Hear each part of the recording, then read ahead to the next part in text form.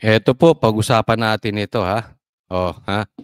BBM, malubha na. Ay tamang-tama po ang nangyari po rito dahil nung naghahanda po kami para dito sa paggunita ng araw ng kagitingan ay nasama po sa usapan. At ika ko, dapat naman, kung tayo ba ay nagbibigay ng dangal sa ating mga nasawi.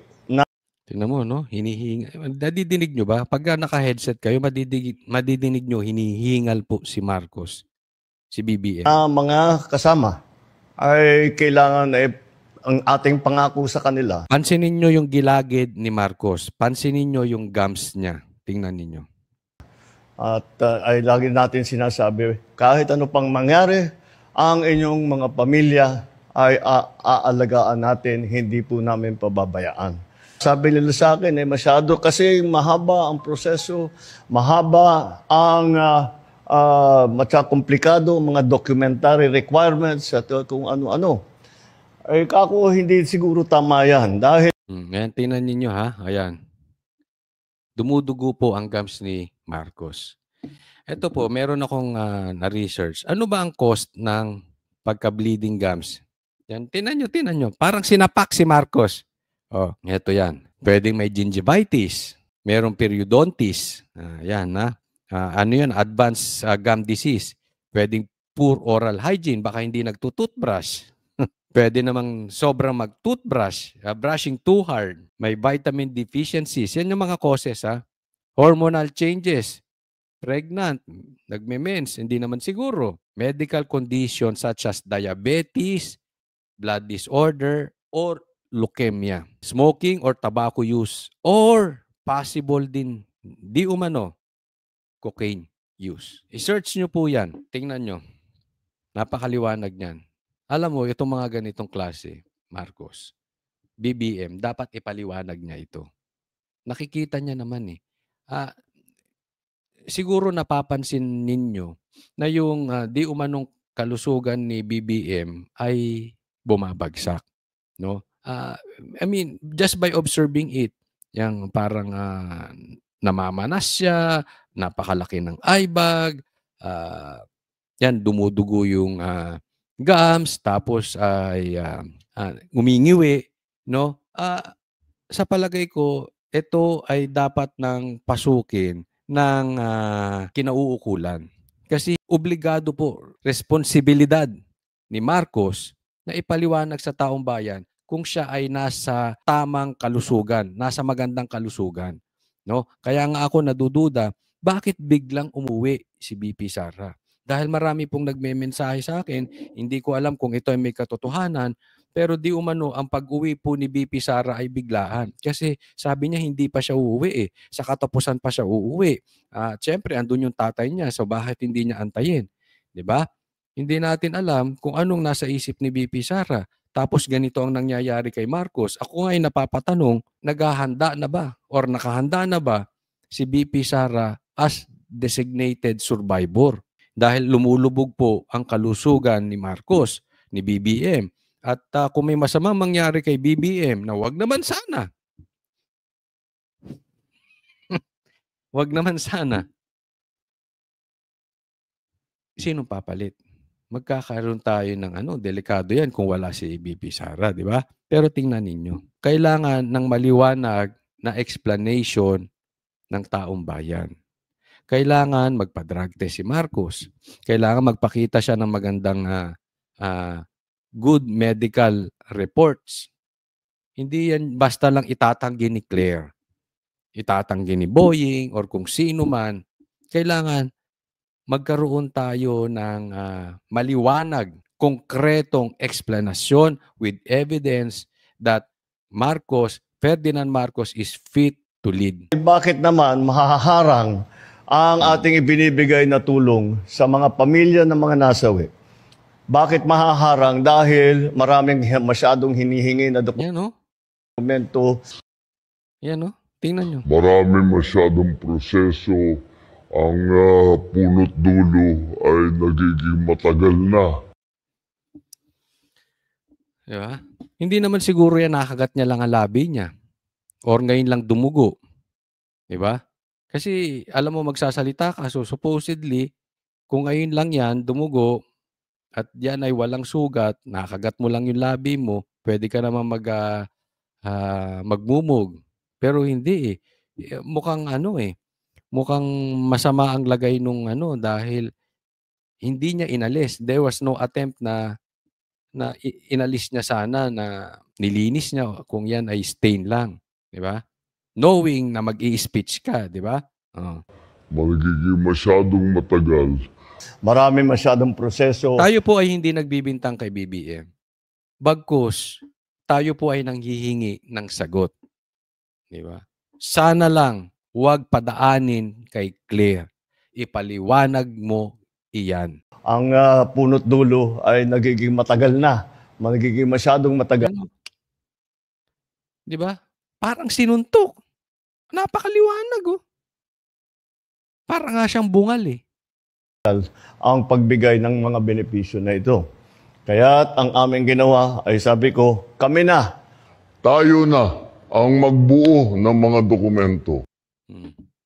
Tayo na ang mag-ayos ng kanilang mga problema to. Ako, I will really believe yung mga sinasabi na pag hindi nagpaliwanag dito si Marcos, hindi natin pwedeng sisihin yung taong bayan kung nawawala na ng confidence kay Marcos at sa gobyerno.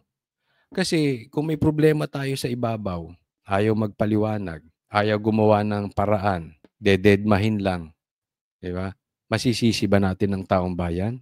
Anong gusto nyo? Tutukan namin ng baril ang taong bayan para maniwala na Marcos is in good health? Hindi mo pwedeng pilitin ng taong bayan. Ginagawa nyo yan sa sarili ninyo. Kaya naman, pag-usapan natin itong next topic na ito. Okay, pag-usapan natin itong kabit ni Marcos. Itong Yusek ni Marcos, pambira. Kasi itong asta ni Claire, parang parang first lady ko makaasta. But anyway, sige, pag-usapan natin ito. Kayo munang magpatunay na mayroon siyang ginagawang mali. Kapag wala po kayo napatunayan, wala po kayong karapatan humingi sa Pangulo ng anuman demand patungkol sa hair follicle test. Ano po? So para sa kanya, wala akong karapatan, wala kang karapatan, kayong mga Pilipino, wala kayong karapatan mag-demand ng hair follicle test. Bakit? Itong rason niya. Ano ba ang basihan para sa paghingi at i-demand sa Pangulo ang isang hair follicle test? Ito po ba'y may pagbibintang? Yan ko. So anong rason? Bakit magdi-demand kayo ng hair follicle test? Pinagbibintangan nyo ba si Marcos? Yan ang niya. Meron ba kayong binibintang kay Marcos? Bakit importante yung bintang para sa kanya? Na siya ay di umanong gumagamit ng illegal na droga. Kung may pagbibintang, liliwanagin po natin. Kung may pagbibintang sa Pangulo, yung nagbibintang ang dapat na magpatunay. Yun. Anong ibig sabihin ni Claire dito? Ginagamit niya yung nasa batas na ang burden of proof ay nandoon sa nagbibintang. Ginagamit yan sa mga criminal cases, especially sa criminal cases, na hindi mo pwedeng pagbintangan na, pinatay mo si ganun. Hindi. Ikaw nagbibintang, ikaw magpatunay, ikaw magbigay ng ebidensya na pinatay ni ganito, si ganito. Diba? Hindi pwedeng hihingan mo siya kasi yan ay self-incrimination. So, hindi po pwede yan. Sa katunayan, even yung mga nakikisawsaw na dilaw na vlogger, lalo na yung isang vlogger na dating nasa mainstream media, yan ang rason niya. Grabe itong DDS na ito. Kung makapag-demand na mag-hair follicle, ito, dilaw to ha. Dilawang tae ito. So, sorry po sa mga kumakain. Dilawang tae ito. Nakikisawsaw sa usapin dito. At itong dilaw na ito, galit to kay Marcos. And yet, ngayon pinagtatanggol. Bakit niyo hinihingi ng drug test si Marcos? Di ba? Ba't hindi kayo Sino ba kayo? Ididiman niyo ang presidente? Ba't hindi kayo magbigay ng ebidensya na siya ay gumagamit ng cocaine? Sino kayo para i-demand ng drug test? Sino daw kayo? Alam mo kung ano? Sino sila? Sila po ang taxpayers. Yang mga yan na sinasabihan mong mga dilaw ka at ikaw, Claire, na sinasabihan mo ang taong bayan na kayo ang magbigay ng ebidensya, hindi po yan ginagamit. Kasi yung punto mo ay ginagamit lang yan lalong-lalo na sa mga criminal cases. Pero bakit pinagda-drug test? Anong karapatan ipag-drug test si Marcos? Dahil responsibilidad ni Marcos ang taong bayan. He is the head of the state. Ikaw, gusto mo ba ang driver mo gumagamit? Paano kung may duda ka na ang driver mo gumagamit? Papadrug test mo, di ba? Ano, pwede bang sabihin sa'yo ng driver mo? Ma'am, ikaw ang magpatunay na gumagamit ako. Hindi ko kailangan magpa-drug test. Gusto mo ang nagdadrive sa anak mo kung may anak ka man? Hindi ko alam. Hindi ko alam ang ano niya, family niya. Adik? Gusto mo ang kasambahay nyo? Adik? Gusto mo ang teacher ng anak mo? Adik? Hindi ko alam kung may apo. Gusto mo teacher ng apo mo? Adik? Di ba? Lalong-lalo na to presidente. Meron siyang responsibilidad sa'yo, sa akin, at sa taong bayan. Importante na mapatunayan niya na siya ay nasa magandang kalusugan. Lalong-lalo na ngayon, lumalala ang kanyang pagkangiwi, lumalala ang kanyang pagkaitim, lumalala ang kanyang pagka-bloated, lumalala ang kanyang yung kanyang eye bags. Hindi po natin pinagbibintangan si Marcos. At ngayon, sabog ang bunganga, nagdudugo ang gums. Hindi po sa pinagbibintangan natin si Marcos. Pero para matapos ng lahat ng ito, dapat siguro magpa-drug test na si Marcos. Bakit ba, Claire, iwas na iwas kayo sa drug test? Kung ito ang magbibigay ng kumpiyansa sa taong bayan. Kung ito ay magbibigay ng muli ng tiwala ng taong bayan kay BBM.